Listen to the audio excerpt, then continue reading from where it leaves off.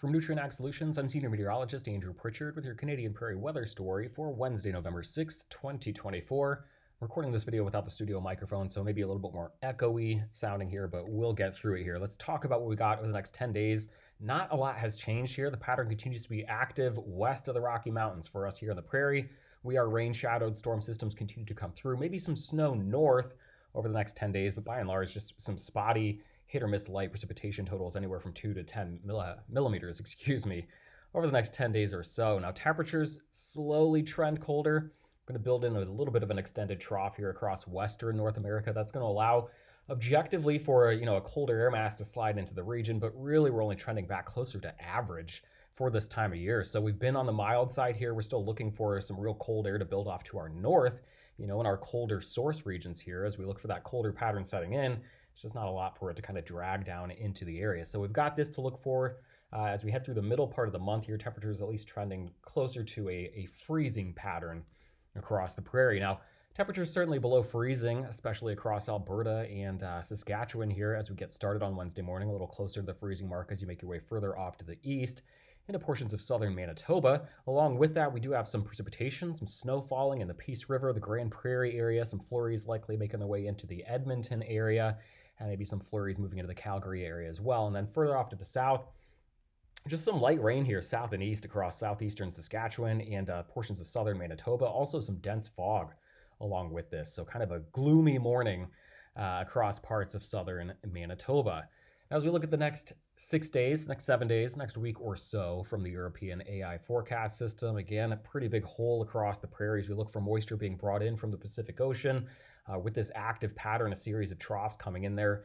A lot of the precipitation kind of squeezed out across coastal areas, higher elevation. We do get a corridor of some snow north of Highway 16, north of the Prairie proper here through the northern tier of Alberta, Saskatchewan, and Manitoba here as we get into parts of next week.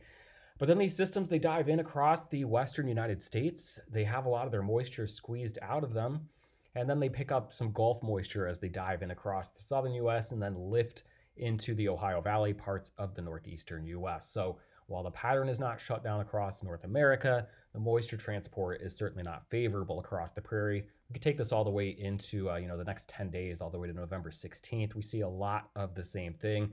Heavy precipitation across coastal portions of British Columbia, higher elevations all the way down the west coast, parts of the Pacific Northwest anyway, and then that active pattern, that big blob of red, resumes across the southern U.S. into parts of the eastern United States thanks to the Gulf of Mexico and that active storm track running from the southern plains into the eastern United States. So a lot of activity going on across North America. We even have a tropical system we're talking about across portions of, impacting Cuba today, making its way into the Gulf of Mexico late week into the weekend. Plenty to talk about, but we're just not talking about a lot in the way of precipitation across the Prairie.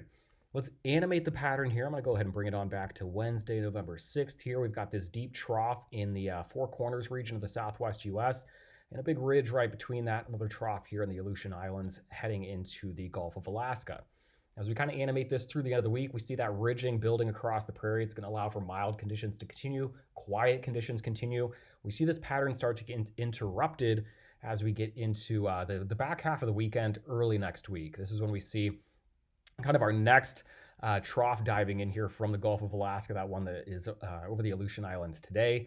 Moves in across the western U.S. as we get into Monday and Tuesday, and then we see a series of troughs coming in on the backside of that, such that as we get into mid-month, kind of just reinforcing this pattern. We get a deeper troughing signal across western Canada, across the western United States. This is what helps usher in a colder pattern overall, but again, not a real big reservoir of deep cold air off to the north, so it's just a bit of an adjustment back towards where we probably should be this time of year. Now, looking at the dam model, the precipitation type forecast, again, some clouds, some very light precipitation across the region here today. Not a lot of change over the next 3 to 4 days. No significant precipitation moving in, not until the very end here as we get into Saturday, and that's some snow across higher elevations of western Alberta. So you look at total precipitation over the next 4 days. This takes us through the first half of the weekend. Precipitation by type. Top left, we've got liquid precipitation there. On the bottom left, we have the snow. You can see just a smattering of very light showers, very light flurry activity possible across the Prairie. No one looking at any real significant precipitation to finish up the week here. And as we animate this, not a lot of significant precipitation to talk about the Prairie. really through the next 10 days or so. Certainly a couple areas of precipitation that are going to be, or a couple areas of low pressure, that will bring some precip with it and likely some blustery conditions, sending those temperatures for a bit of a ride here. We can time that out here. This is the European operational model. So later on into the forecast period here, we got to use a little bit of a skeptical eye on some of the specifics, but you're quiet in the near term. Wednesday, this is your Thursday. Disturbance is passing off to the north. Your Friday, this is Saturday, some snow in the higher elevations here. Peace River, Grand Prairie, maybe looking for some snow on Saturday into Sunday. Area of low pressure moves in across central Alberta into Saskatchewan as we get into Saturday night and Sunday, but the precipitation here is on the north side of this storm track. This is not a system that lifts favorable into the region, tapping into the Gulf, bringing in a wide swath of precipitation. It's just got what it has left with it coming in on its journey from the Pacific.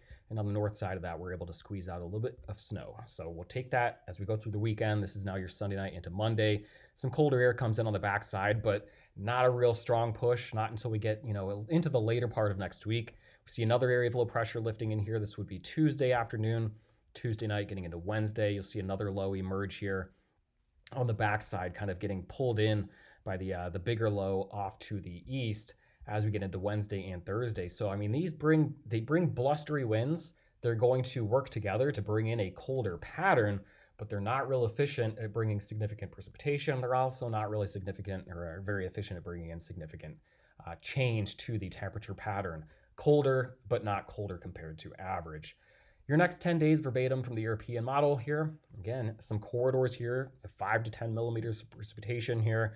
We'll have to watch the opportunity for some localized light rain or snow accumulating. But as you look at the whole signal here, it is a dry one across the prairie. This is supported by the GFS. I'm not just riding the European. Both of these have pretty good agreement on the specifics with the next 10 days. So here's your European next 10 days. This is the GFS next 10 days, just, even more pessimistic, both with that corridor of snow well north of the prairie as we get into next week. And then as we take this even further, looking at, into the third week of November with the European ensemble, the pattern, is highlighted well here. Again, deep troughing across the Gulf of Alaska. We see persistent onshore flow with these systems bringing a lot of Pacific moisture into coastal and higher elevation portions of British Columbia, Washington, Oregon, Northern California. That moisture is then squeezed out of these areas of low pressure as they journey across the Rockies.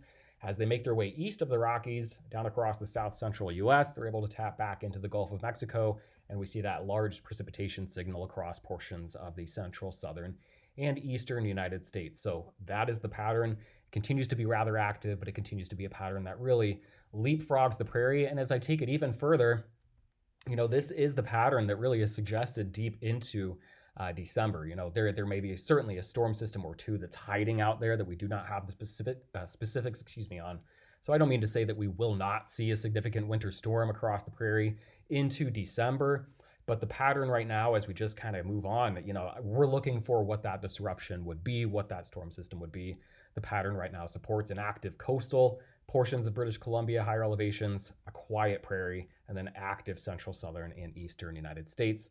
Those temperatures, we'll finish up talking about that. Again, a trend toward a colder pattern here, but as you look off toward the top of the screen, we're still waiting to build really a colder reservoir off to the north, across parts of Alaska, into the Arctic, and then off to the far east over toward Russia. So just continuing to watch the pattern here.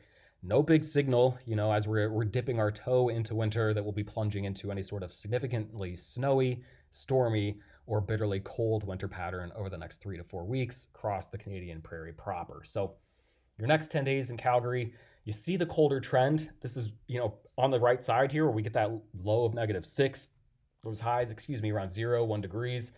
That is about where we should be this time of year. So today, 12 tomorrow, 14 for the high. On Friday, abnormally mild, cooling off slowly, gradually over the next 10 to 15 days. Very similar look here in Edmonton.